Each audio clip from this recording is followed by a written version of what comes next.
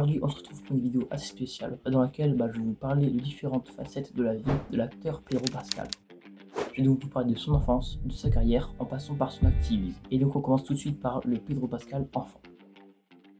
Pedro Pascal, de son vrai nom José Pedro Balmaceda Pascal, est né le 2 avril 1975 à Santiago, au Chili. Sa mère s'appelle Verónica Pascal Urreta et est psychiatre. Son père s'appelle José Balmaceda Riera et il est médecin spécialiste en fertilité. 2 ans après sa naissance, la présidence de Salvador Allende est renversée par Augusto Pinochet et le pays devient une dictature militaire. La famille de Pedro Pascal est considérée comme ennemie du gouvernement et se voit être obligée de fuir le pays quand il n'a que 9 ans.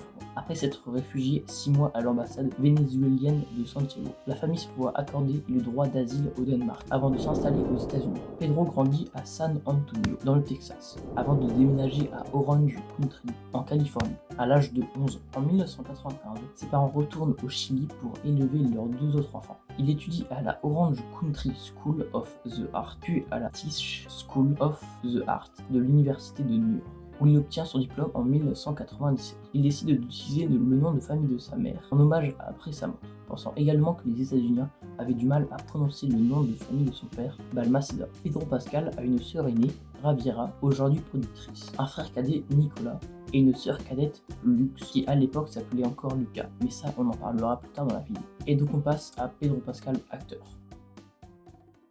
Pedro Pascal a principalement été connu pour la première fois dans son rôle de Oberyn Martell dans Game of Thrones. Dans ses autres rôles notables, il y a par exemple Joel dans l'adaptation de la série de jeux vidéo The Last of Us du même nom, Marcus Acacius dans le récent Gladiator 2, ou encore le Mandalorian dans la série The Mandalorian. Bon, après il a joué dans l'atroce Wonder Woman 1984, le mal-aimé La Bulle, ou encore le Moyenas Kingsman 2. Il commence cependant la comédie sérieusement au théâtre. Et oui, Pedro Pascal était membre de la Labyrinth Theatre Company de New York. Il reçoit le Los Angeles Drama Critic Circle Award et le Garland Award pour son rôle de la production de Orphans par le International City Theatre. En 2010, il écrit une pièce de théâtre, Flacca Loves Bone, mise en scène par Sarah Silverman. La même année, il met en scène pour la première fois avec Killing Play, une pièce de David Anzuelo au Rattlestick Playhouse Theatre. Et donc on termine par le Pedro Pascal activiste. Bon, déjà il soutient à fond la communauté LGBTQIA+, car sa sœur elle-même est transsexuelle. Elle s'appelle Lux, anciennement Lucas. C'est en février 2021 qu'elle déclare être une femme transgenre, et change donc de prénom, s'appelant dorénavant Lux. Et en profite pour, tout comme son frère, prendre le nom de famille de sa mère. Elle dit même à son propos: il a été une partie importante de ce processus, c'est un artiste et un guide. Il est l'un des premiers à m'avoir donné les choses qui forment mon identité. Pedro la soutient tellement qu'il l'invite en première de Gladiator 2. Et ils font même le red carpet à deux, ensemble. C'est logique du coup, s'ils sont à deux, c'est ensemble.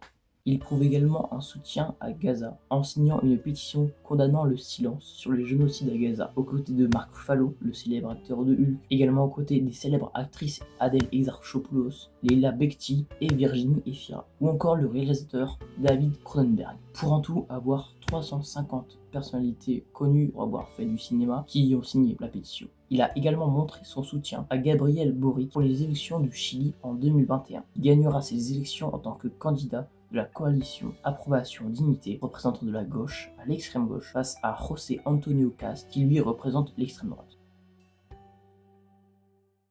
Voilà, c'est la fin de la vidéo. Bon, déjà ce concept il est assez expérimental, donc dites en commentaire ce qu'il faudrait changer et améliorer, et si vous voulez un épisode 2 sur une autre personne. Donc voilà, dites ce que vous en pensez dans les commentaires, abonnement si vous ça fait plaisir, un like toujours, hyper sympa, et donc salut.